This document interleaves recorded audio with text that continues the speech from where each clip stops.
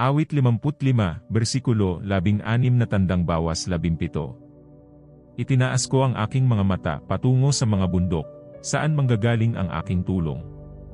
Ang aking tulong ay mula sa Panginoon, na lumikha ng langit at lupa. Hindi niya ipapahintulot na ikaw ay matitisod, ang iyong tagapagtanggol ay magiging mapanagot.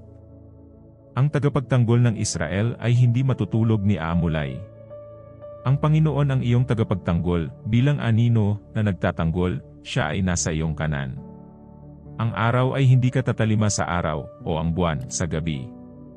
Ang Panginoon ay magtatanggol laban sa lahat ng masama, magbabantay sa iyong buhay.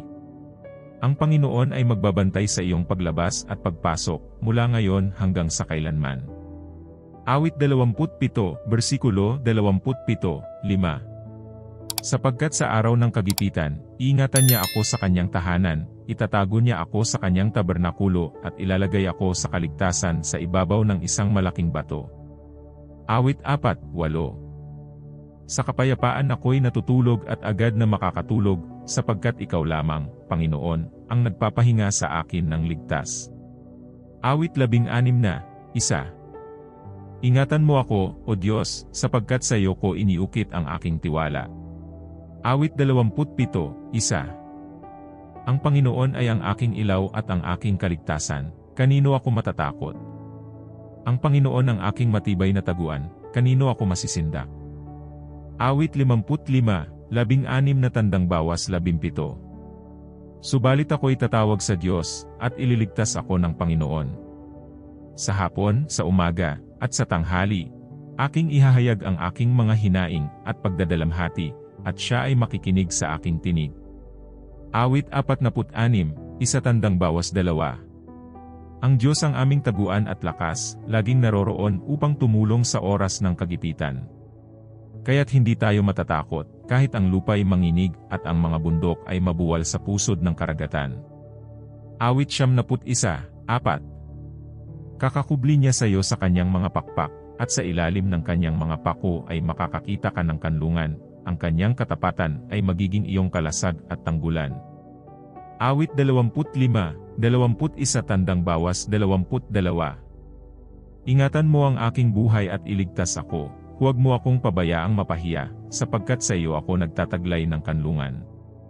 Ang katuwiran at kahatiran ay magiging tagapagtanggol sa akin, sapagkat ang aking pag-asa ay nasa iyo. Bukod dito, tila ang nalalabing teksto ay isang personal na dasal na humihingi ng proteksyon, kaligtasan, at pasasalamat sa Diyos. May tiwala ako diyan ang Diyos ay gumagalaw para sa aking kapakinabangan, nagtatrabaho para sa aking kabutihan. Habang ang kaaway ay umaaligid sa paghahanap ng mga biktima, nananatili ako sa kapangyarihan ng dugo at pangalan ni Jesus Kristo. Nanalangin ako para sa karunungan at pangunawa, itinuturo ako ng pananampalataya, hindi ng pangitaan. Sinasabi sa Exodo 14 na oras 14 na minuto na ang Panginoon ang makikipaglaban para sa akin, at mananatili akong tahimik. Hinihiling ko na labanan mo ang mga laban, Panginoon, iligtas ako mula sa mga panlilinlang ng kaaway. Maging ilaw ka sa aking daan, iligtas ako mula sa kawalan ng katarungan. Gumising sa akin ang pagnanais na hanapin ka. Lalapit ako sa iyo, humihingi ng iyong presensya. Ama, buhayin ang aking espiritu, protektahan ako mula sa mga kasinungalingan ng kaaway. Nanalangin ako na ang ilaw ni Jesus Kristo ay magningning sa aking buhay, pawiin ang kadiliman. Sa Hebreo 12, iginuguhit ka bilang isang naglalagablab na apoy, isang makapangyarihan at banal na Diyos. Kaya't iniuukit ko na paharapin mo ang alinman sa kaguluhan at tanggalin ang takot sa aking buhay. Lumalaban ako laban sa depresyon, ipinapahayag ang kapayapaan. Nagpapasalamat ako dahil ikaw ay isang tapat na Diyos, hindi kailanman iniwanan. Nagpapasalamat ako dahil dininig mo ang aking panalangin, binubusog ang lahat ng sumasang-ayon. Panginoong Hesus, punuin ang kanilang mga buhay ng isang kapayapaan na umuusbong mula sa pangunawa, sapagkat nagtitiwala kami sa iyo sa lahat ng aspeto. Binibigyan namin ng papuri ang iyong pangalan sa pangalan ni Jesus. Amen.